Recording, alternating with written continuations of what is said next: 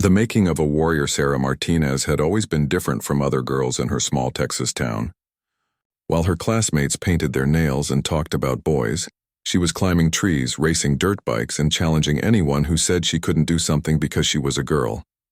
Her father, a former Marine, taught her that strength wasn't about size or gender. It was about heart and determination. Growing up in a military family meant moving every few years, but it also meant learning to adapt quickly and never backing down from a challenge. Sarah's mother worried about her daughter's fearless nature, especially after the incident when Sarah was 12. A neighbor's house caught fire, and while adults called the fire department, Sarah crawled through a basement window to rescue the family's elderly dog trapped inside. She emerged covered in soot but triumphant, carrying the whimpering animal to safety. That day changed something in Sarah. She realized she had a calling to protect others, no matter the cost. Her parents enrolled her in martial arts classes, hoping to channel her bravery into something structured. Sarah excelled, earning her black belt by age 16 and winning multiple state championships. But fighting in a controlled environment wasn't enough for her restless spirit. In high school, Sarah's grades were excellent, but her real passion lay in physical challenges. She joined the swim team, the track team, and even convinced the football coach to let her try out as a kicker. When other students complained about PE class, Sarah was asking for extra training sessions. Her teachers noticed her natural leadership abilities. Other students naturally followed her lead, especially during difficult situations. The turning point came during her senior year when a Navy recruiter visited her school. As he spoke about serving something greater than yourself, Sarah felt every word resonate in her chest. After the presentation, she approached him with questions that surprised even the seasoned recruiter. She didn't ask about benefits or locations. She asked about the hardest training, the most dangerous missions, and how to prove she belonged with the best of the best. Her parents were initially resistant when Sarah announced her intention to join the Navy and pursue SEAL training. Her mother cried, worried about losing her only daughter to a war that seemed endless. Her father, understanding his daughter's drive, supported her decision but made her promise to be smart as well as brave. Sarah's determination never wavered, even when counselors and friends tried to discourage her, citing the extremely low success rate for women in special operations. During her final months of high school, Sarah threw herself into preparation. She woke up at 4 a.m. to run 5 miles before school, spent lunch breaks doing push-ups and pull-ups, and studied military history and tactics late into the night. Her dedication caught the attention of a local gym owner who was a former Navy SEAL.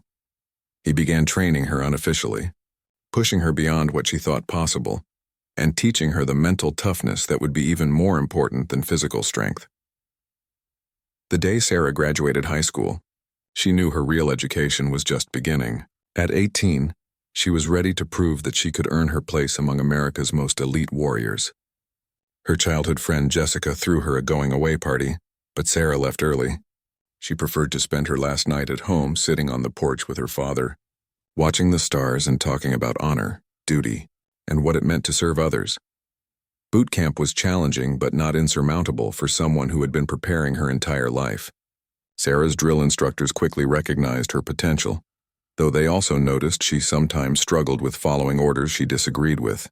Learning to trust the chain of command while maintaining her independent thinking would be one of her biggest challenges. She graduated near the top of her class and immediately volunteered for the most demanding assignment available. When Sarah finally received orders to report for SEAL training, she felt a mixture of excitement and nervousness she had never experienced before. This was the moment she had been working toward since she was 12 years old, crawling through smoke to save a frightened dog. The little girl who refused to be told what she couldn't do was about to face the ultimate test of whether she truly belonged among the elite warriors she had always admired. The night before leaving for training, Sarah packed her few belongings carefully. She included a photo of her family, a letter from her high school martial arts instructor, and a small piece of charred wood from the neighbor's house fire, a reminder of the moment she discovered her calling. As she sealed her duffel bag, Sarah whispered a promise to herself. She would either earn her place among the SEALs or give everything she had trying. For someone like Sarah Martinez, there was no middle ground between success and total commitment. Her journey to become one of America's most elite warriors was about to begin. and she carried with her the lessons learned from a lifetime of refusing to accept limitations. The flames that had called to her as a child would test her again, but this time the stakes would be life and death, not just for herself, but for the teammates who would depend on her courage when everything went wrong. Hell Week and beyond. The cold Pacific Ocean hit Sarah like a wall of ice as she and her training class waded into the surf for the 100th time that week. Her body screamed in protest, every muscle fiber torn and rebuilt multiple times over the past 6 months of basic underwater demolition or SEAL training. Around her, grown men twice her size were dropping out, ringing the brass bell that signaled the end of their SEAL dreams. But Sarah Martinez had not come this far to quit when the water got cold. Hell Week was designed to break people. 5 days of continuous training with a total of 4 hours of sleep, designed to push candidates beyond their physical and mental limits. Sarah's class had started with 180 hopeful candidates. By the middle of Hell Week, only 23 remained, and she was the only woman still standing. The instructors watched her carefully, waiting for signs of weakness. But Sarah had learned long ago that pain was temporary, while quitting lasted forever. During one particularly brutal surf torture session, where the class lay linked arm in arm in the freezing ocean, while instructors screamed at them, Sarah noticed the man next to her starting to shake uncontrollably. Marcus Thompson, a former college football player from Ohio, was hypothermic and losing consciousness. Without breaking position or alerting the instructors, Sarah used her body heat to warm him while whispering encouragement. Her actions saved Marcus from medical dropout and forged a friendship that would prove crucial in the years to come. The physical challenges were immense, but Sarah discovered that the mental game was even more important. When her body wanted to quit during the 4-mile ocean swim in full gear, she thought about the dog she had saved from the fire. When her arms felt like they would fall off during endless hours of push-ups, she remembered her father's words about serving something greater than yourself. The instructors threw everything at the remaining candidates: sleep deprivation, constant cold, impossible physical demands, and psychological pressure designed to make them break. One night during Hell Week, as Sarah lay shivering in the sand during a brief rest period, she overheard 2 instructors talking about her. They were debating whether she had what it took to complete the program, with one arguing that she was too small for certain mission requirements. Instead of discouraging her, their doubt only fueled her determination. Sarah had spent her entire life proving people wrong about what she could accomplish. The log PT sessions were particularly challenging for Sarah's smaller frame.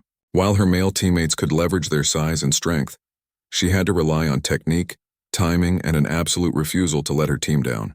During one exercise where teams had to carry a 300-pound log over obstacles, Sarah's team was struggling.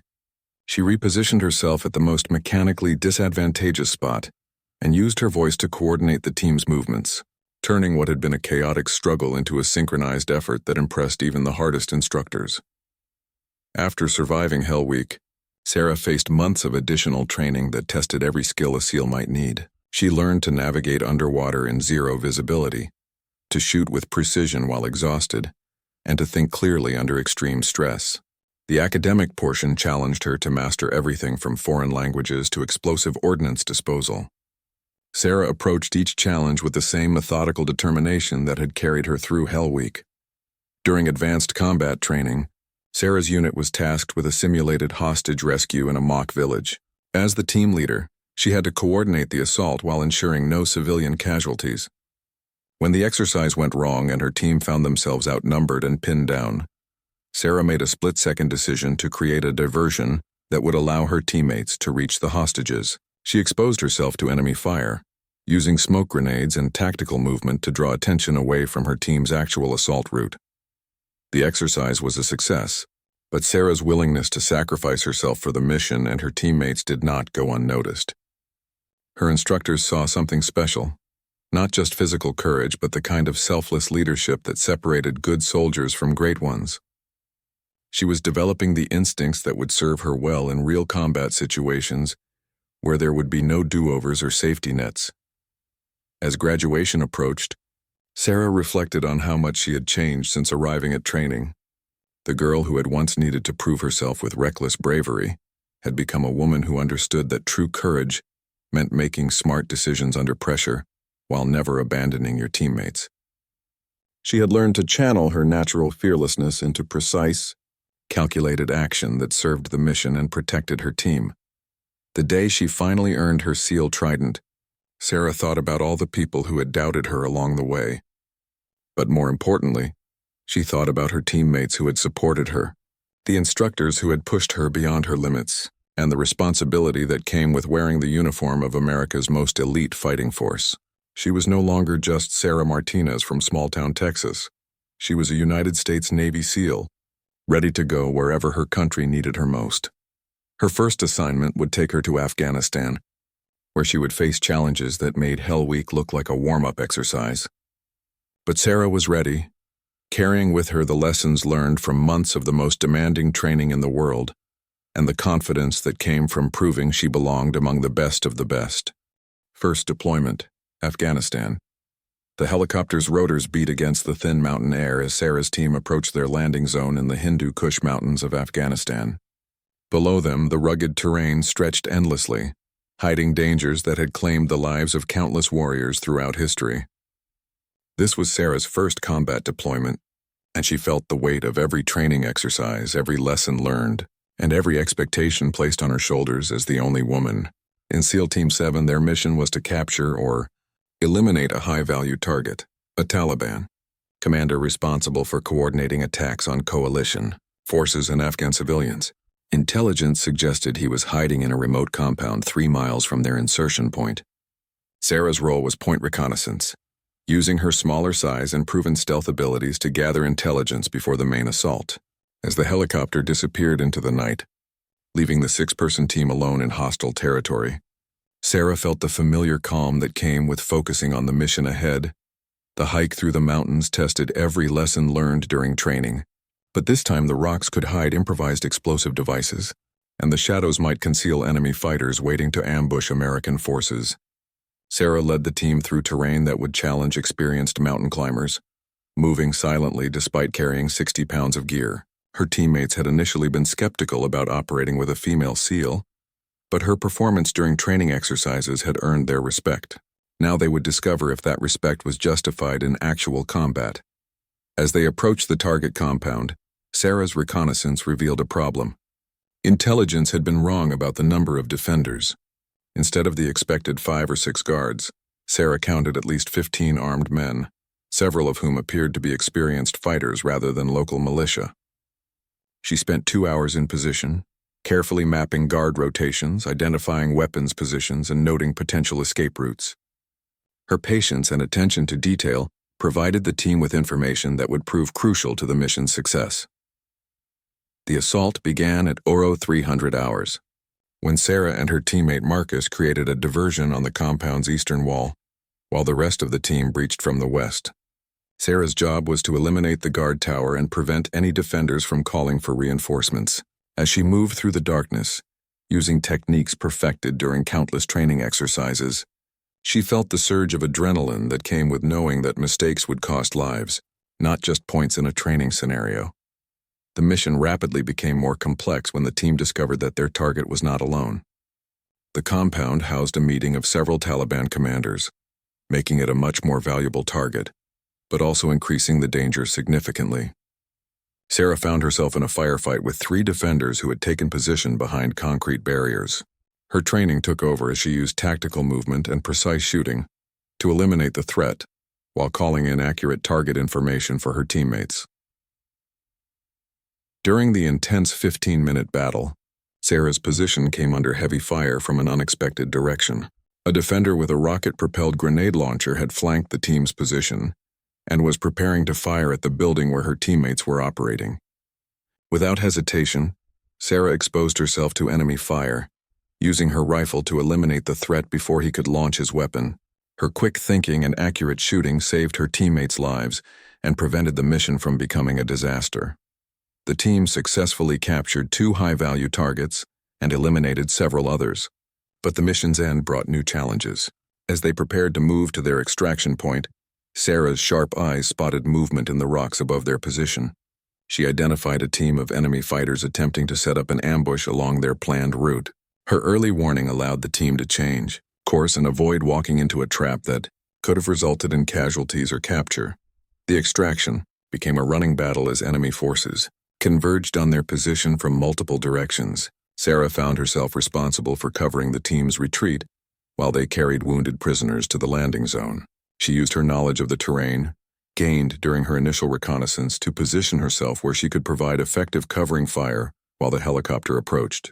Her accurate shooting and tactical awareness kept the enemy at a distance until the team could board their extraction aircraft.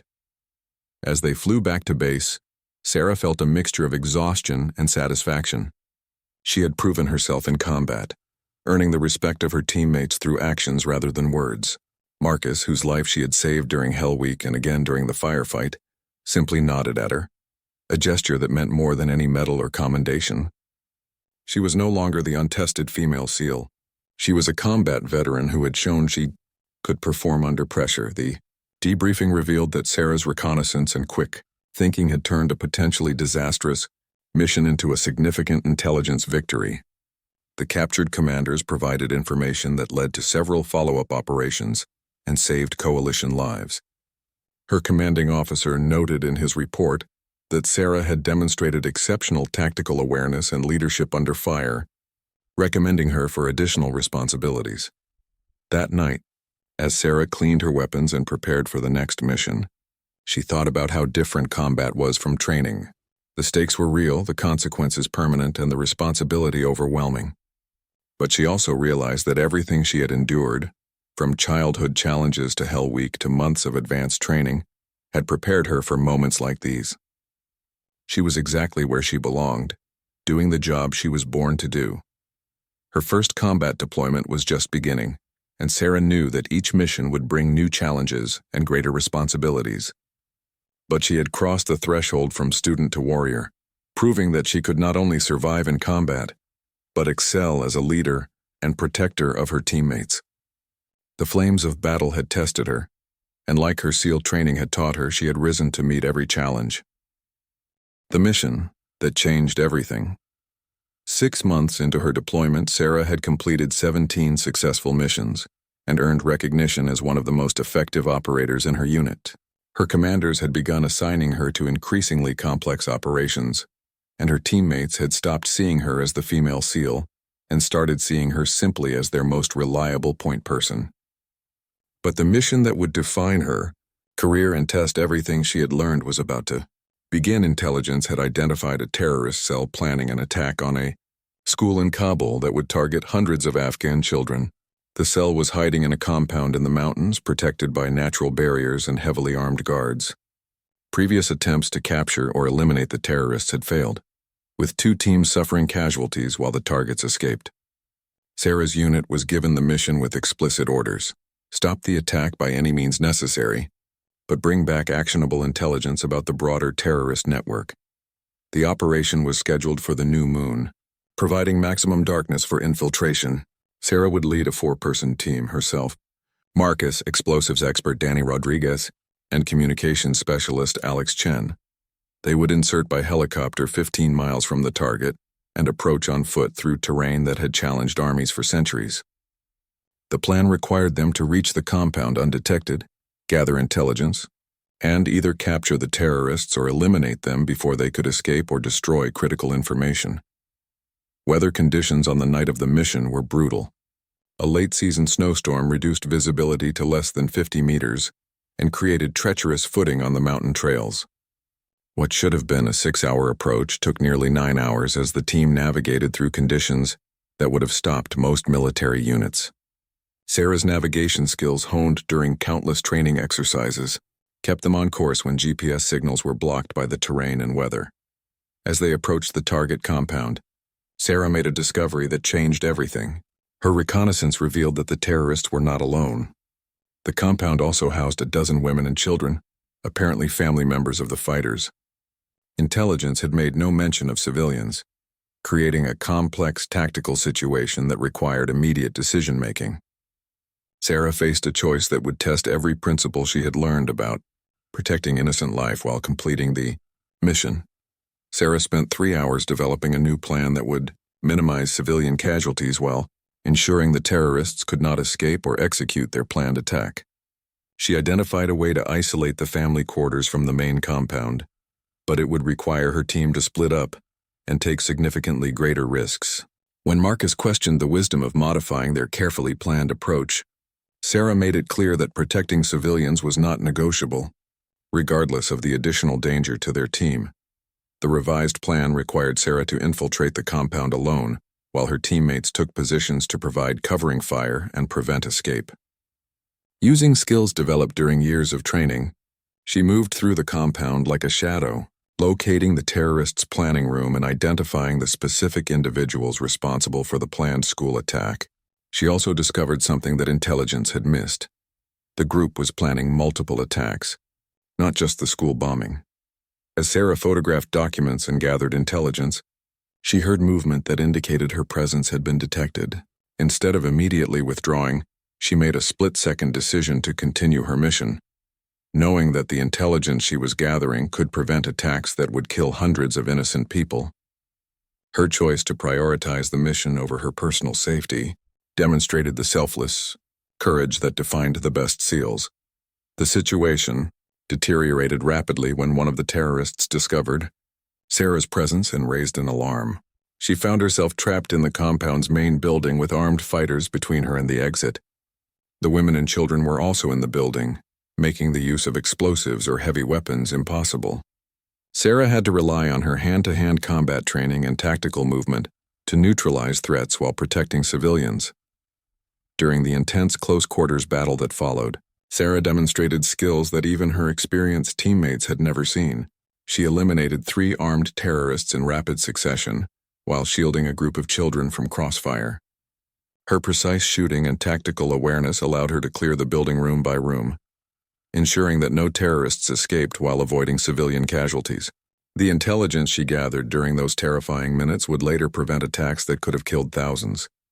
As Sarah prepared to withdraw with the captured intelligence, the compound came under attack from an unexpected source.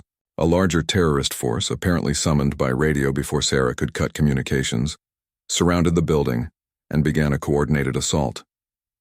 Sarah and her team found themselves outnumbered 5-1, with limited ammunition and no immediate possibility of extraction due to the weather conditions. The battle that followed tested every skill Sarah had learned and every principle she believed in. She coordinated her team's defense while protecting the civilians trapped in the compound, turning what could have been a massacre into a defensive action that saved innocent lives.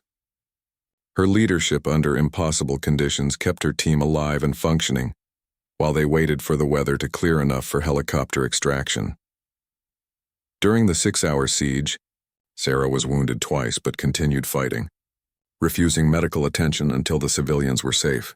She used her knowledge of explosives to create defensive barriers, and her tactical expertise to position her team for maximum effectiveness. When ammunition ran low, she led a counterattack that drove off the attackers and secured additional weapons and supplies.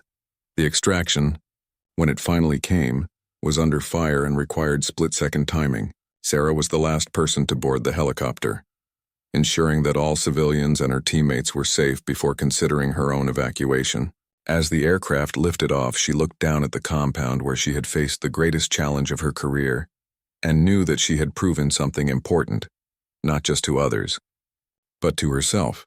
The intelligence Sarah gathered during that mission led to the prevention of 7 planned terrorist attacks and the capture of a major terrorist network. Her actions saved hundreds of lives and significantly disrupted enemy operations in the region. But more importantly for Sarah, the mission had tested her under the most extreme conditions possible and proven that she could make the hardest decisions while never compromising her principles or abandoning her teammates. Into the fire. The intelligence Sarah had gathered led to her most dangerous assignment yet. Deep within Taliban-controlled territory, a terrorist training camp was preparing suicide bombers for attacks on civilian targets across Afghanistan and potentially beyond. The camp was located in a valley surrounded by mountains, making conventional assault nearly impossible. Sarah's mission was to infiltrate the facility, gather detailed intelligence about the training operations, and identify key personnel for future targeting. This would be Sarah's first solo deep penetration mission behind enemy lines. She would be inserted alone, 40 miles from the target, with only what she could carry on her back. No backup, no extraction plan until the mission was complete. and no communication with her base except for emergency situations. If she was captured, the Navy would disavow any knowledge of her presence in the area. It was the kind of mission that separated elite operators from everyone else. Sarah spent 2 weeks preparing for the operation, studying satellite images, memorizing terrain features, and planning for every possible contingency. She would pose as a local woman seeking refuge after her village was destroyed in fighting. Her cover story was carefully crafted to explain her presence while allowing her to gather the intelligence needed to plan a future assault on the training camp. Speaking fluent Pashto and understanding local customs would be crucial to her survival. The helicopter insertion took place during a moonless night in terrain so rugged that the aircraft could barely maintain stability. Sarah jumped from 15 feet into rocky ground, immediately feeling the impact through her knees and ankles. As the helicopter disappeared into the darkness, she was truly alone in hostile territory for the first time in her career. The silence was complete except for the wind through the mountain peaks, and she felt the weight of responsibility for a mission that could save hundreds of lives. Her 40-mile journey to the target took 3 days through some of the most challenging terrain on Earth. Sarah moved only at night, hiding during daylight hours and carefully avoiding the numerous Taliban patrols that controlled the area. She navigated by memory and compass, since using GPS would risk detection by enemy signals intelligence.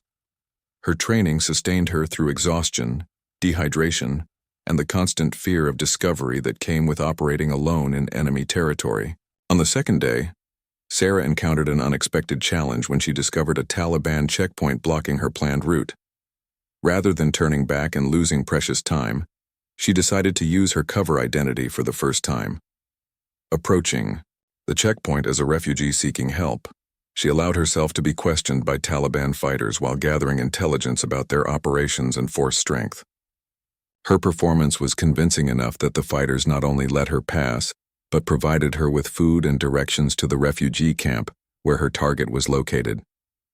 Reaching the training camp required Sarah to integrate herself into a group of genuine refugees fleeing violence in their home villages. She spent hours listening to their stories, learning details that would make her own cover story more convincing while struggling with the knowledge that she was deceiving people who had already suffered tremendous losses.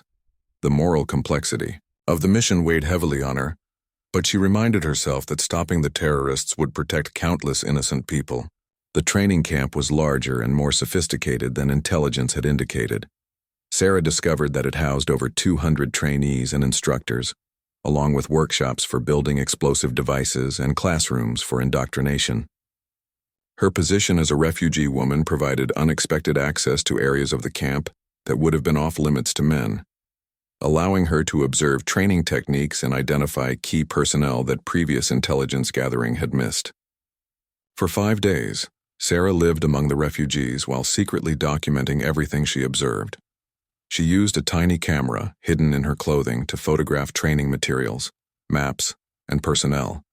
She memorized schedules, security protocols, and the layout of buildings that would be crucial for planning a future assault. The constant stress of maintaining her cover while gathering intelligence tested her psychological endurance as much as any physical challenge she had faced. The most dangerous moment came when Sarah was selected to help prepare meals for the training instructors. This gave her access to the command building but also exposed her to closer scrutiny from suspicious guards. One instructor, a man with extensive combat experience, seemed to sense that something was not right about her. Sarah had to use all her acting skills and knowledge of local customs to deflect his questions while continuing to gather the intelligence she needed. On her final night in the camp, Sarah discovered that the terrorists were planning to accelerate their timeline. Instead of the months of preparation that intelligence had predicted, the first wave of suicide bombers would be deployed within days. This information was critical, but also meant that Sarah's mission had become even more urgent. She needed to extract immediately and get the intelligence to her commanders before it was too late to prevent the attacks. Sarah's escape from the camp required her to overcome security measures she had observed during her stay. She waited until the early morning hours when guard rotations created a brief gap in surveillance, then used techniques learned during SEAL training to move silently through the compound. Her refugee disguise would no longer help her. If she was discovered leaving, Her true identity would be obvious and her mission would fail catastrophically. The journey back to her extraction point became a race against time, as Taliban forces began searching for the spy they now knew had infiltrated their camp. Sarah had to cover 40 miles of hostile territory while avoiding an intensive manhunt, all while carrying intelligence that could save hundreds of lives. She moved faster than safety recommended, taking risks that her training had taught her to avoid, but she knew that speed was now more important than caution. During her escape, Sarah was spotted by a patrol and forced to defend herself for the first time since entering enemy territory. The brief firefight revealed her position to other enemy forces and intensified the search efforts. She was now being hunted by dozens of Taliban fighters who understood that capturing her would be a significant propaganda victory, while eliminating her would prevent the intelligence from reaching American forces. The final stretch to her extraction point became a deadly game of cat and mouse through mountain terrain that challenged even Sarah's exceptional physical conditioning. She used every technique learned during survival training while pushing her body beyond its normal limits. The intelligence she carried was too important to lose, and failure was not an option when so many lives hung in the balance. As she finally reached the extraction point, exhausted and wounded from her escape, Sarah knew that she had completed one of the most important missions of her career. The intelligence she had gathered would save countless lives and deal a significant blow to terrorist operations in the region. But she also knew that she had been tested by fire in a way that few operators ever experience, and she had proven that she could succeed even when operating completely alone in the most dangerous circumstances imaginable. The flames that were meant to finish her, the intelligence Sarah had risked everything to gather, led to the most important mission of her deployment. The terrorist training camp she had infiltrated was about to deploy its first wave of suicide bombers, and her unit had been tasked with destroying the facility before the attacks could be launched. Sarah would lead a 12-person assault team in a dawn raid designed to eliminate the terrorist threat while capturing key personnel for interrogation. The mission began before sunrise with Sarah's team fast roping from helicopters into the valley surrounding the training camp. She had the advantage of knowing the terrain intimately from her infiltration mission, allowing her to position her team for maximum effectiveness while avoiding the security measures she had observed during her time undercover. The element of surprise was crucial. Once the terrorists realized they were under attack, they would likely try to escape or destroy evidence that could prevent future attacks. Sarah's assault plan divided her team into 3 groups. She would lead the main assault on the command building, while Marcus took a team to secure the training areas, and Danny's group would prevent escape through the valley's main exit. The coordination required split-second timing and perfect communication, skills that the team had developed through months of training and combat operations together. Each operator knew their role and trusted their teammates completely. The initial assault went perfectly. Sarah's team breached the command building while the terrorists were still reacting to the helicopter insertion, capturing several key personnel before they could destroy intelligence materials. Her intimate knowledge of the building's layout, gained during her infiltration mission, allowed her to lead her team directly to the most important targets while avoiding defensive positions the terrorists had prepared. But the mission's complexity increased dramatically when Sarah discovered that the terrorists had prepared a devastating surprise. The entire training camp had been rigged with explosives, designed to destroy evidence and kill attacking forces if the facility was ever compromised. Worse, the detonation system was on a dead man's switch controlled by the camp's commander, who had been killed during the initial assault. The timer was counting down, giving Sarah's team less than 20 minutes to evacuate before the entire valley became an inferno. Sarah faced an impossible choice. Her team could evacuate immediately and escape the explosion, but dozens of intelligence documents and computer drives containing information about planned attacks would be destroyed. Alternatively, she could try to gather the intelligence while risking her team's lives in a race against time. The decision would affect not just her team, but potentially thousands of innocent people who could be saved if the terrorist plans were captured. Without hesitation, Sarah ordered her team to begin gathering intelligence while she worked to disarm the explosive system. Her training in explosive ordnance disposal gave her the knowledge needed to understand the setup, but the complexity of the system and the time pressure made success uncertain. She sent most of her team toward the extraction point while she and Marcus stayed behind to complete the mission, knowing that they might not survive their decision to prioritize the mission over their personal safety. As Sarah worked frantically to disarm the explosives, Marcus gathered intelligence materials from throughout the compound. They could hear the timer counting down, each beep a reminder that their time was running out. The explosive system was more sophisticated than anything Sarah had encountered before, with multiple redundant triggers designed to prevent exactly what she was attempting to do. Sweat dripped into her eyes as she carefully traced wires and identified components, knowing that one mistake would kill them both instantly. With less than 5 minutes remaining, Sarah realized that completely disarming the system was impossible. Instead, she began modifying the charges to create a controlled explosion that would destroy the less important parts of the compound, while preserving the command building where the most critical intelligence was stored. Her improvised solution required precise timing and carried enormous risks, but it was their only chance to complete the mission and survive. The modification process required Sarah to physically move several explosive charges, carrying them through a compound that could detonate at any moment. Her hands were steady despite the pressure, her mind focused on the technical challenge rather than the consequences of failure. Marcus continued gathering intelligence even as smoke began rising from electrical fires triggered by the countdown system, demonstrating the kind of courage and dedication that defined the best SEALs. With 90 seconds remaining, Sarah completed her modifications to the explosive system. She and Marcus had gathered as much intelligence as possible, but they still needed to reach the extraction point before the explosion. They began running through the compound, carrying critical intelligence materials while the timer continued its relentless countdown. Every step could be their last, but they maintained their focus on completing the mission successfully. The explosion came when they were still 50 meters from safety.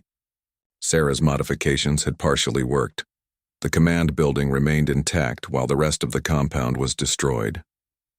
But the blast was still powerful enough to throw both operators to the ground and shower them with debris. More dangerously, the explosion had ignited fuel storage tanks throughout the compound, creating a firestorm that threatened to consume everything in the valley.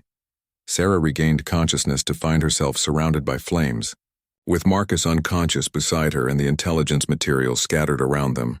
Her uniform was on fire, and she could feel burns on her arms and face. The helicopter extraction was impossible in the inferno, leaving them trapped in a valley that was rapidly becoming uninhabitable. This was the moment that would define not just the mission, but Sarah's entire career as a SEAL. Fighting through pain that would have incapacitated most people, Sarah began gathering the scattered intelligence while dragging Marcus toward the only possible escape route, a narrow canyon that might provide shelter from the flames. She could hear ammunition cooking off in the fire behind them, creating additional dangers as bullets flew randomly through the smoke. Her training took over as she focused on movement and survival, rather than the pain consuming her body. The journey through the burning valley became a nightmare of heat, smoke, and constant danger. Sarah carried Marcus while protecting the intelligence materials that had cost so much to obtain. She used techniques learned during survival training to navigate through smoke so thick that visibility was measured in inches rather than feet. Every breath burned her lungs and she could feel her strength failing, but she refused to abandon either her teammate or the mission. As they finally reached the extraction point outside the valley, Sarah collapsed from exhaustion and burns that covered 30% of her body. The helicopter crew that extracted them was amazed that anyone had survived the inferno, let alone managed to save a teammate and complete the mission. Sarah had lost consciousness by the time they reached the medical facility, but she was still clutching the intelligence materials that would prove crucial to preventing terrorist attacks. The medical team's initial assessment was grim. Sarah had suffered second and third-degree burns, smoke inhalation damage to her lungs, and multiple injuries from the explosion and debris. The doctors were unsure whether she would survive the first 24 hours, let alone recover enough to continue her military career. Her family was notified that she was in critical condition, and her SEAL teammates maintained a constant vigil at the hospital, refusing to believe that the woman who had survived everything the enemy could throw at her might be defeated by her injuries. For 3 days, Sarah drifted between consciousness and unconsciousness, her body fighting to heal damage that would have killed most people During her lucid moments, her first question was always about Marcus and whether the intelligence had been successfully delivered. Even facing the possibility of career-ending injuries, her thoughts remained focused on her teammates and the mission's success rather than her own condition. The intelligence Sarah had risked everything to obtain proved to be a treasure trove of information about terrorist operations throughout the region. Her sacrifice had prevented at least 12 planned attacks and led to the capture of a major terrorist network. The mission was being hailed as one of the most successful special operations of the war. But Sarah was more concerned with the fact that Marcus was recovering and that innocent lives had been saved. When Sarah finally regained full consciousness after a week in the medical facility, she discovered that her injuries were more extensive than she had realized. The burns on her arms and face would require multiple surgeries and months of rehabilitation. Her lungs had been damaged by smoke inhalation, affecting her breathing and endurance. Most seriously for her career, nerve damage in her left hand made it difficult to grip weapons or equipment with her previous precision. The medical team explained that while she would eventually recover, she might never regain the full physical capabilities required for SEAL operations. The burns alone would require extensive rehabilitation, and the other injuries compounded the challenges she would face. For someone whose identity was built around physical excellence and the ability to perform under the most demanding conditions, the prognosis was devastating. But Sarah Martinez had not survived Hell Week, combat operations, and a firestorm to be defeated by a medical prognosis. As soon as she was stable enough to begin rehabilitation, she threw herself into recovery with the same determination that had carried her through every previous challenge. She worked with physical therapists, pain specialists, and occupational therapists to regain her strength and capabilities, refusing to accept limitations that others considered permanent. The rehabilitation process was more difficult than any training she had ever endured. Simple tasks that had once been effortless now required tremendous concentration and effort. Gripping a coffee cup was painful. Holding a weapon steady seemed impossible. Some days the pain was so intense that she could barely function, but she never missed a therapy session or failed to push herself beyond what the medical staff thought possible. During her recovery, Sarah received visitors from throughout the special operations community. Her story had spread beyond her immediate unit, inspiring other operators who faced their own challenges and setbacks. She had become a symbol of the SEAL ethos, never quitting, never leaving a teammate behind, and always completing the mission regardless of personal cost. But Sarah was more interested in getting back to work than in being anyone's symbol. 6 months after the explosion, Sarah had exceeded every medical prediction about her recovery. She had regained most of her physical capabilities through sheer determination and countless hours of rehabilitation. The scars on her arms and face would be permanent reminders of that day in the valley, but they had become symbols of her courage rather than limitations on her abilities. She was ready to prove that the flames had not finished her. They had only made her stronger. Rising from the ashes, the medical review board that would determine Sarah's future with the SEALs convened on a cold morning in Virginia, 6 months after the explosion that nearly claimed her life. The panel consisted of senior medical officers, special operations commanders, and psychological evaluation specialists who would assess whether she was fit to return to active duty. Sarah sat before them wearing her dress uniform, the scars on her face and hands visible reminders of the sacrifice she had made for her country and her teammates. The medical evidence was mixed. Sarah had exceeded all expectations for physical recovery, regaining strength and endurance that surprised even her most optimistic doctors. Her lung function had returned to 90% of normal, and the nerve damage in her left hand had healed better than anyone had predicted.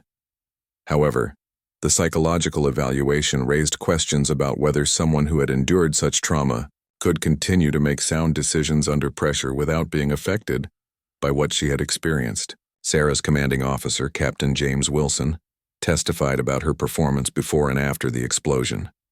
He described her as one of the most effective operators he had ever commanded, with a track record of successful missions and leadership, under pressure that was unmatched in his experience. He also noted that her decision to risk her life to save Marcus and complete the mission demonstrated exactly the kind of judgment and courage that the SEALs needed in their operators. When Sarah was given the opportunity to address the board, she spoke with the quiet confidence that had always characterized her approach to challenges. She acknowledged that the explosion had changed her, but argued that it had made her a better operator, not a damaged one. She had learned that she could endure more than she had ever imagined possible, and still maintain her focus on the mission and her teammates. The scars were reminders of what she was willing to sacrifice, not limitations on what she could accomplish. The psychological evaluation had been Sarah's biggest concern. The military psychiatrist had spent hours exploring her memories of the explosion and its aftermath, looking for signs of post-traumatic stress or other conditions that might affect her performance. Sarah had been completely honest about the nightmares, the moments of anxiety when she heard unexpected loud noises, and the way certain smells could instantly transport her back to that burning valley. But Sarah had also demonstrated remarkable resilience and self-awareness in dealing with her psychological recovery. She had sought counseling voluntarily and developed coping strategies that allowed her to function effectively, despite the trauma she had experienced. More importantly, she had maintained her commitment to the SEAL mission and her desire to continue serving her country in the most demanding role possible. The board's deliberation took 3 hours, during which Sarah waited in a nearby conference room with Marcus, who had also recovered from his injuries and returned to active duty. He had insisted on being present for the hearing, arguing that his life had been saved by Sarah's actions and that her fitness for duty affected not just her, but every operator who might serve alongside her in the future. When the board reconvened, the chairman delivered their decision with the formal language required by military regulations, but the outcome was clear before he finished speaking. Sarah Martinez was not only cleared for return to active duty, but was being recommended for promotion and assignment to an elite unit that handled the military's most sensitive operations. The board had concluded that her experience and proven courage made her more valuable, not less, to the special operations community. The promotion ceremony took place 2 weeks later, with Sarah's family, teammates, and commanders present to witness her advancement to Senior Chief Petty Officer. As she received her new rank insignia, Sarah thought about the journey that had brought her to this moment.